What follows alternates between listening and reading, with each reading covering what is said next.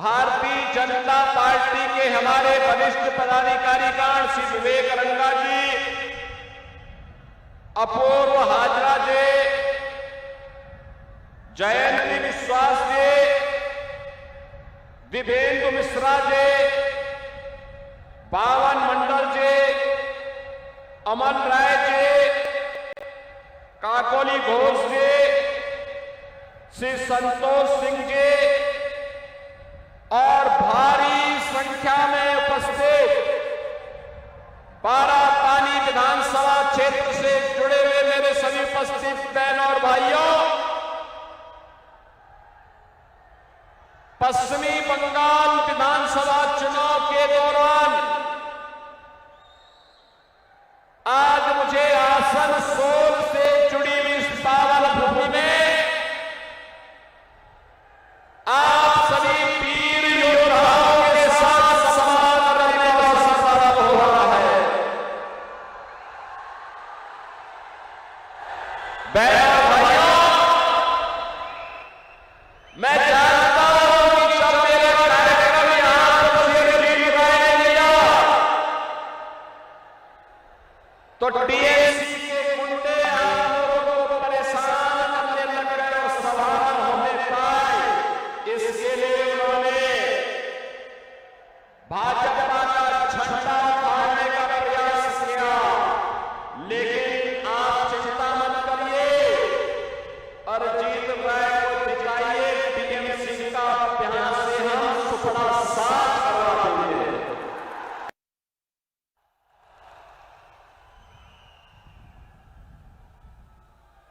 बहनों और भाइयों, मैं बंगाल की इस पावन धरा को नमन कर रहा हूं, जो भारत की प्रेरणा भूमि रही है। ये बंगाल की भूमि आज से नहीं, सैकड़ों वर्षों से भारत की प्रेरणा भूमि थी। ये प्रेरणा भूमि,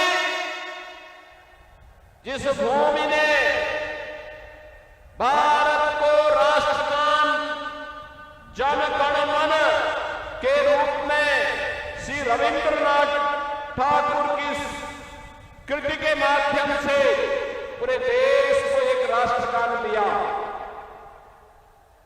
ये बंगाल की भूमि है जिसने भारत को राष्ट्रगीत वंदे मातरम दिया, और यह वर्ष अत्यंत पवित्र है। यह वर्ष वंदे मातरम के 150 वर्ष पूर्ण होने के वर्ष हैं, और वंदे मातरम के गीत ने भारत की आजादी को एक मंत्र दिया था, और वंदे मातरम के 150 वर्ष पूर्ण होने पर बंगाल की धरती टीएमसी की अराजकता से मुक्त होने का आह्वान भी आप सबसे करने के लिए आई है। ये वही धरती है जिसने एक से बढ़कर एक आध्यात्मिक साधक दिए। ये वही धरा है जिस तरह से रामकृष्ण परमहंस ने अपनी आध्यात्मिक ऊंचाइयों की परचम दुनिया को दिखाई थी। ये वही तरह है जहां पर साधना के साथ साथ राष्ट्रवाद एक साथ काम कर सकता है। स्वामी प्रणवानंद जी महाराज ने इसी पावन धरा से सिक्के दीक्षा पूरे भारत में अपने सन्यासियों को दी थी। ये वही तरह है जिसने स्वामी विवेकानंद भारत को दिया, और स्वामी विवेकानंद ने वैश्विक मंचों पर कहा था, गर्व से कहो हम हिंदू हैं। यह एहसास किसी ने कराया था, स्वामी विवेकानंद ने कराया था। बहनों और भाइयों, याद करिए, खुदीराम बोस ने जहां हंसते हंसते देश की आजादी के लिए फांसी के फंदों को चूमा हो, जिस तरह ने देश की आजादी के के लिए नेताजी सुभाष चंद्र बोस और अरविंद घोष जैसे राष्ट्रवादी चिंतक दिए हो, जुझारू नेतृत्व दिए हो, तो मुझे खून दो, मैं तुम्हें आजादी दूंगा। इसका उद्घोष नेताजी सुभाष चंद्र बोस ने दिया था। बंगाल की धरती ने नेताजी को भारत को दिया था। और याद करिए, भारतीय जनसंघ के संस्थापक अध्यक्ष डॉक्टर श्यामा प्रसाद मुखर्जी एक देश में दो प्रधान, दो विधान, दो निशान नहीं चलेंगे का घोष करने वाले डॉक्टर श्यामा प्रसाद मुखर्जी बंगाल की देन थी। और बंगाल के कारण आज भारत के अंदर जो आतंकवादी, जो उग्रवादी कश्मीर को पृथक मान्यता देने के लिए कांग्रेस की कुछ चालों के कारण भारत की एकता और अखंडता को चुनौती दे रहे थे, डॉक्टर श्यामा प्रसाद मुखर्जी के उस संकल्प को आज भारत के प्रधानमंत्री श्री नरेंद्र मोदी जी के नेतृत्व में और सपने को जो कभी बंगाल के सपूत डॉक्टर श्यामा प्रसाद मुखर्जी ने देखा था, उस सपने को साकार करने का काम आज के यशस्वी प्रधानमंत्री श्री नरेंद्र मोदी जी के नेतृत्व में आज पूरा हुआ है। कश्मीर में धारा 370 समाप्त हुई। कश्मीर में भारत का कानून वैसे ही लागू होता है जैसे बंगाल, बिहार और यूपी के अंदर लागू होता है। बहनों और भाइयों, मैं तो आप सबसे इस बात की अपील करने के लिए आया हूं कि जो लोग पिछले 15 वर्षों से बंगाल को पहचान के संकट के दौर से गुजार दिए हो, जिन्होंने बंगाल को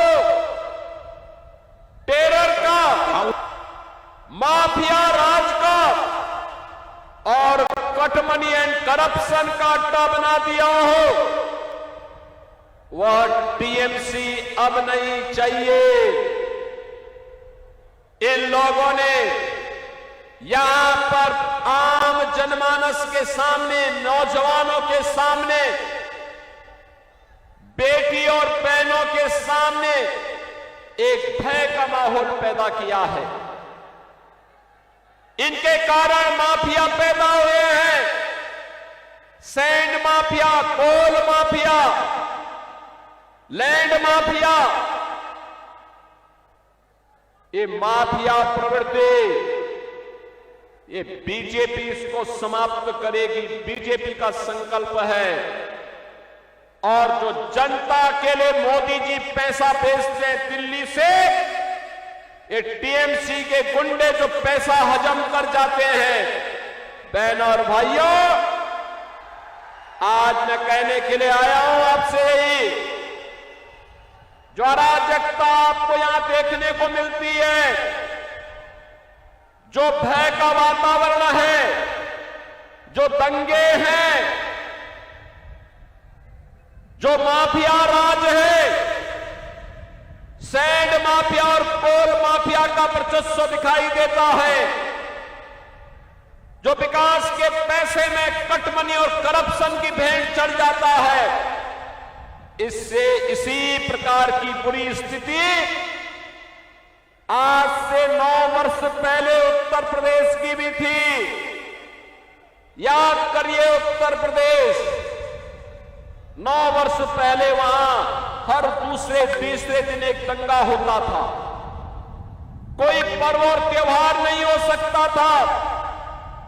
बाल और बेटियां सुरक्षित थी, गुंडागिर्दी चरम पर थी, अपराध चरम पर था, माफिया हावी थे और जनता की सुविधा और जनता के विकास के लिए आने वाले पैसे में ऐसी डकैती पड़ती थी। इसका उपचार केवल और केवल एक है, और वह है डबल इंजन की भाजपा की सरकार, डबल इंजन की भाजपा की सरकार। बहन और भाइयों, आज आप देख रहे होंगे जब उत्तर प्रदेश के अंदर माफिया की हड्डी और पसली को यूपी का बुलडोजर ठीक करता है और उसकी संपत्ति को अपने कब्जे में लेकर के गरीबों का आवास बनाती है, तो माफिया राज समाप्त हो जाता है।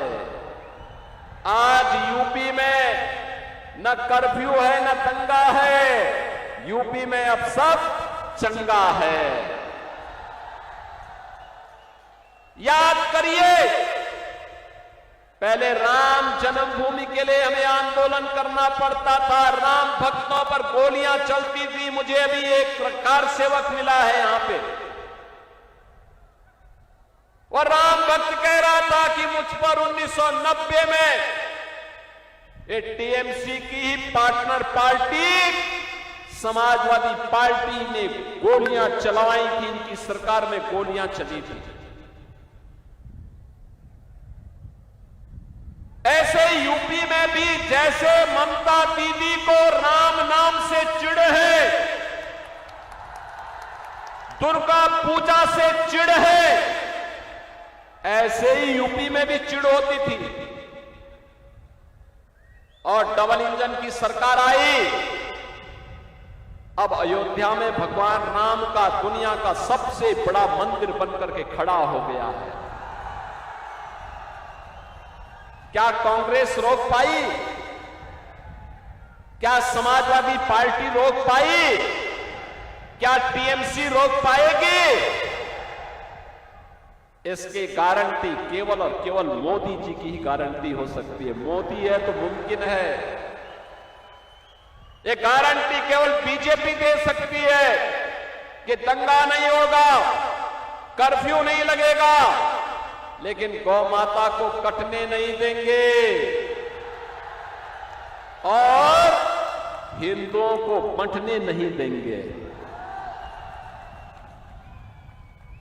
मैं तो आपसे कहने के लिए आया हूं, ये बंगाल कभी भारत की कल्चरल कैपिटल के रूप में पूरे देश को दिशा देती थी। पहले कांग्रेस ने, फिर